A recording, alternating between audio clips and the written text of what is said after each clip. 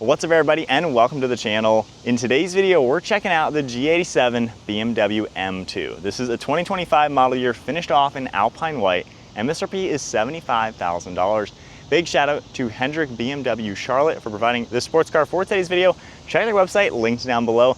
Let's get right into the G87, something I'm considering buying in the next year. Let's see what this car has to offer.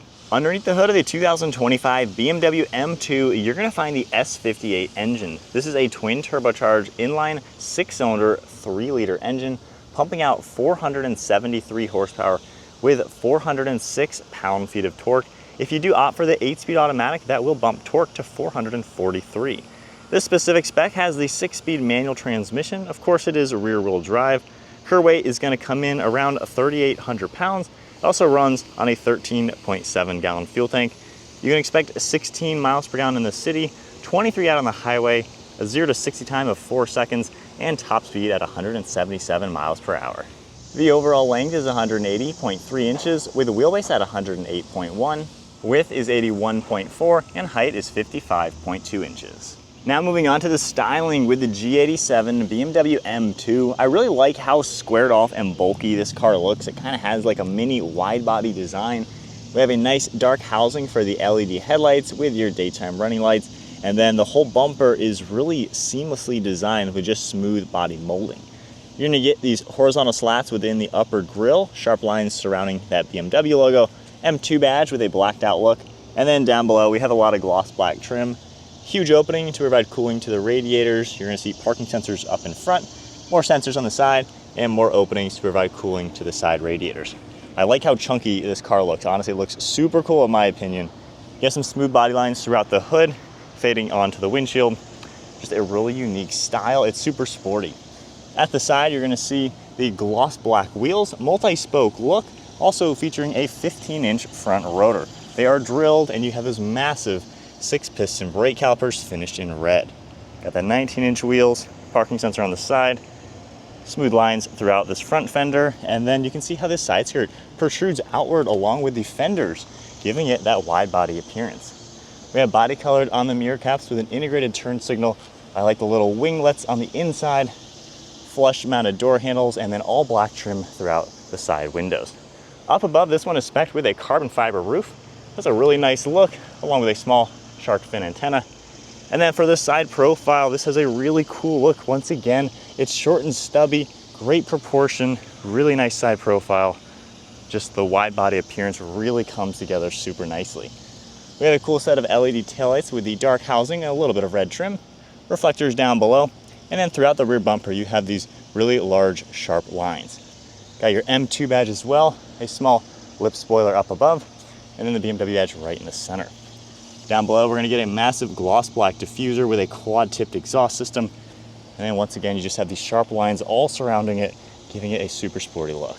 Taking a look at the key fob, you're gonna get lock, unlock, trunk release, as well as the panic icon, and then you have just a cool M color on it. If I go ahead and lock the car, you can just grab the door handle, it'll automatically unlock, and we can check out this interior. This one's gonna get the black interior with blue contrast stitching and carbon fiber all throughout it. For the door panel, finished off in the black, a little bit of a soft touch up above, and then some nice padding on the armrest with more blue stitching. We have the M colors as well, lock, unlock, and then your memory seating, and then down below there's extra storage space along with a trunk release. You're gonna get M2 written out on the door sill along with the aluminum sport pedals, all power controls for these seats. You even have adjustable bolsters, and then we have a manual leg rest. For the seats, they have nice bolsters to them actually, pretty sporty looking. All the blue stitching looks really nice along the black. Sharp design on the back with some M colors, and then we have the illuminated M2 badge up on the headrest.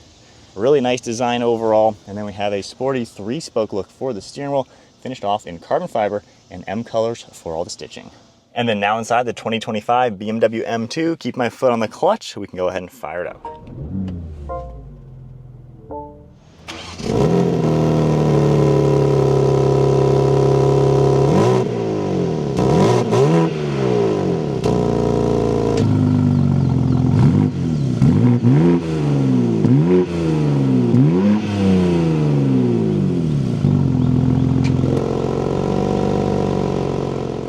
Taking a look at the gauge cluster, you're going to get this massive LCD display with your speedometer on the left, massive tach on the right, You have navigation in the center, and then we can configure it a little bit using this icon right here.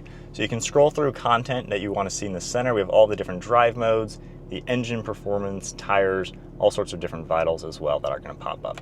You can also adjust your heads-up display, which is a cool touch. May or not be able to see it up on the screen there. But with that center screen, you can also go down here into the different modes. If I hit M mode, it's going to pop up on the center screen, and then I can toggle that into sport, and you're going to get a pretty cool display as well.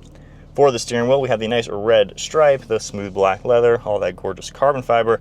We have the M1 and M2, which are configurable drive modes you can easily make adjustments to, and it'll automatically quickly get into the fun modes. We have some controls on the right side for some Bluetooth. We also have cruise control on the left. Nice leather for the airbag cover and the M badge down below. You're going to get the stock on the right side for all the windshield wipers, and then the left side is for turn signals. Down below, we have all the headlight controls, interior dimming, one of your air vents, and then some smooth material up above with heads-up display and the massive curved screen. For the dashboard, we're going to have more of that nice carbon fiber all throughout it, and I like how these center air vents are integrated very well. Looks really cool in here. And then for the main screen, climate is going to always be down below, so you have to tap the fan icon every time to get into this screen, where you can then adjust your different fan speed, couple different controls. Temperature is always going to be over here, and then we can configure that for heated seats. For the home icon, we have navigation that'll pop up, some of the car information, audio, phone, and a few more things. We can get into engine information, weather, and a lot of the services within the car. So pretty nice screen overall. There's a lot to it. We have shortcuts as well that you can play with, getting quickly into different areas. Now if I go ahead, pop it into reverse, you're going to get a nice small backup camera with your parking sensors. You have a nice depiction all throughout it. And then down below that, we have our physical volume control, hazards, defrost as well. And then I love all the carbon fiber throughout the center. Popping this one open, you're going to get cup holders along with a USB port and a 12 volt. I love the M stitching surrounding that 6-speed manual shifter. We have parking sensors, auto start stop, the setup and exhaust. You can easily toggle that on and off. And then we have the rotary dial over here where you can configure the screen. So just like in older BMWs, you don't always have to use touchscreen. You can just go into this, make all of your controls by using the shortcuts. Down below, we're going to get more of the blue stitching. Opening that up, we have a ton of extra storage with an LED light and a USB. And then the glove box on the right side has a large space. One last look at the interior. Very familiar to the modern BMWs. Carbon fiber interior is definitely the way to go. I love the flat bottom design of the steering wheel, and the cool M colors all throughout it are very nice. It's a very nicely appointed car. Up above, just have a basic headliner due to the carbon roof. Then we have dome lights up here, along with the garage door buttons underneath your mirror. Onto the back seat space for the M2, there's going to be a handle right here we can pull. It's going to automatically then slide forwards to gain access into the back. So from here, we get 2 seats back here. You can also get a nice look at the seat belts with the M colors. There's going to be a storage area in the center, and we even get climate control vents in the center as well. The headrests are going to pop up and down for better driver visibility, and the center seat area can pop downwards for an armrest or to give you extra space into the back. You're going to get speakers here as well, nice padded armrest, as well as some stitching. So hopping into the back seat with the BMW M2. So I'm 5'11", sitting here. My head just barely touches the headliner there. And then for the seat backs, once I automatically pop them back, they'll slide backwards. Headrest will even slide upwards. So it's kind of nice. It has an automatic headrest. Knee room is decent. I mean, I gotta straddle the seat a little bit. I have enough foot room in here. It is definitely on the cramped side. However, given you have big windows, decent seat in here, it's fine in a pinch. A car seat might actually be a little tight, so that will be interesting. I'm gonna have to test that out before I buy one of these. But overall, back seats are pretty good for a small car. Moving on to the cargo space, there's gonna be a button underneath the BMW logo. We can manually lift that up. You're gonna get quite a lot of storage in here with a nice flat load floor. You even have extra cargo nets over on this left side. As far as the seats go, there's gonna be a lever up above. We're gonna just pull, and that'll unlock the seat backs. And as you can tell, we have a huge opening into the passenger compartment from the trunk. So the M2, for being kind of a small car, it's honestly really practical. You could fit a lot of items in here to use this as your daily, not only for people, but plenty of cargo space. All right, so setting off now in the M2. So this is definitely a fun car. I love the 2025 updates, especially with the steering wheel, and the manual is a heck of a lot of fun to cruise through the gears with. overall, driving this car, if I tone it down into just the standard drive mode, it's pretty comfortable. The steering is really lazy, the suspension's comfortable, the seats are comfortable. It's a pretty nice car to just get your bearings with and just get used to driving. Visibility is really good. You can tell it's a short car, so it's just easy to maneuver, easy to see around. One drawback, of course, is having to tap that every time to change your fan speed, but you kind of get used to it. Screen itself, there's a lot of information in it, but you kind of have what you need at your disposal, and especially when you play with the two different designs, I mean, that is pretty cool. And when you go into the M2, everything tightens up. You can adjust a lot within this car, and the exhaust sounds pretty good when you're doing that. You gotta get some of those gurgles and pops. Now the manual, it's not the most notchy transmission out there. However, it's still pretty forgiving. It's nice to drive. The 8-speed automatic is a really cool choice too. Now we've had these on the mountain, so if you want to see more aggressive driving, search our channel, you'll see that. But these things handle really good. Even though it weighs a bit much for an M2, it weighs a lot more than the old one. I mean, it still is super nimble and darty. The suspension and brakes really pack what you would want in an M car.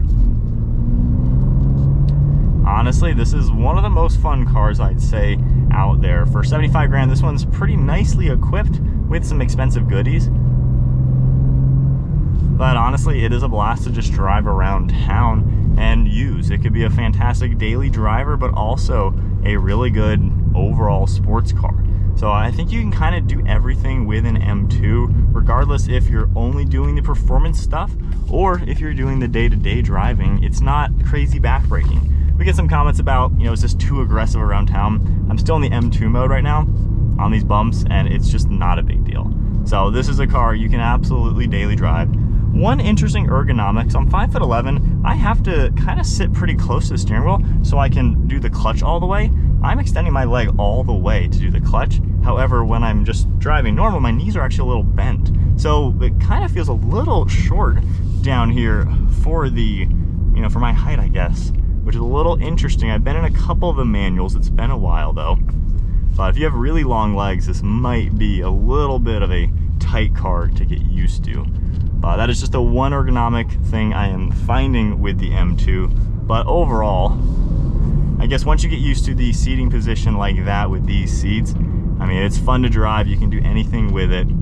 And it's a refined vehicle at the end of the day. And that's a cool touch with this BMW. You get the nice ergonomics, you also get the luxuries. So my honest thoughts with the BMW M2, I've always been a fan of the M2 in general. The G87, I think, is a really well-rounded car. Yes, it weighs a lot more than the previous generation, which is a little interesting. This is pretty much the M4, just a little shorter. So kind of interesting that if you get a base model M4, you're just paying like 10 grand more for the same car as this. So interesting how BMW has done it. With the M2 though, you get kind of a well-packaged car. They start in the low 60s, so not really that crazy expensive for what this car has to offer. And with that S58 engine, you get a lot of performance. I mean, there is so much torque, so much horsepower. This car is a fast vehicle, especially if you're looking to do modifications, downpipes, tune. You're talking about 700 horsepower out of this engine, easy. So that is the big appeal, I think, to an M2. It packs a lot. With that said, being a BMW, it is actually a nice car. It's a refined vehicle, even though the 2 Series is more of BMW's entry-level car. The M2, they did not skimp out on. It's a refined vehicle. When we're in normal mode, honestly, this is a daily driver all day long. For the people who think M cars are too backbreaking, this is not at all a backbreaking car. I find this no big deal. I'm in the normal mode. I mean, it is a perfectly fine daily. I wouldn't have an issue. In fact, I'm looking at possibly buying one. We will see though. But no big deal driving this around town. It's just a nice place to be. As far as the performance and the fun stuff, I mean, it's responsive. It's got the adjustments. Man, sounds really good too. The manual I'm getting more used to. It's a little, that rubbery BMW that we all kind of know from BMW. So it's not crazy notchy like a Porsche or even like the Toyota Supra. The Supra has a B58 engine, which is similar to the S58, but this manual could be more notchy, but it does translate to, it's very forgiving. This is not a hard manual to daily drive. So I think either transmission on this car is a great way to go. The ZF 8-speed is super snappy. You got the benefits if you're dealing with bumper to bumper traffic, obviously, but then you put it into the manual mode, M mode, everything, and you're gonna be ripping through gears. So manual's a cool way to go too. I really don't have a complaint, kind of 50-50 which one I would go for. But if you are looking for just a well-rounded good car without going too crazy expensive for a premium vehicle, you know, the M2 is probably one of the best choices out there, especially brand new. I don't think there's anything I truly dislike about this car. My only complaint is the climate controls in the screen. You know, a lot of cars are going to that. I highly doubt anybody ever said that they didn't like having a simple fan speed dial or toggle or something. I don't know why that is a modern trend. I think it's kind of a bad trend. At least you do have temperature right here, so it's not the worst. And you do get used to it, having to tap that every single time. But still, I would rather have physical controls. I don't know why every car company is doing that. That's my only complaint. That's BMW in general and most modern cars in general. Other than that though, I'm enjoying the driver position, just the feel of being in this car. The manual, like I said, the only interesting thing is I feel like I'm sitting a little close to the steering wheel, but I have to be here because my leg is, again, fully extended with the clutch. So that's just the one thing I'm getting used to is the driver position. But overall though, this is one of the coolest cars out there. It really does just have a lot of fun factor. Handling is sharp. It's got so much power. What more could you ask for? Seriously, what more could you ask for 75 grand for a brand new car? M2 is an awesome way to go. G87 is where it's at. So that is it for today's video. Checking out the 2025 G87 BMW M2 with the manual, with the carbon. Sweet spec on this one. If you enjoyed the video, be sure to give it a thumbs up, hit that subscribe button, and stay tuned for plenty more content. And then a big shout out and thank you once again to BMW Hendrick Charlotte. Their location here has a lot of sweet M cars for the day. Definitely check out their website, linked down below. Let's wrap it up with one more acceleration as we get up to speed. But M2, yeah, this is one car to check out.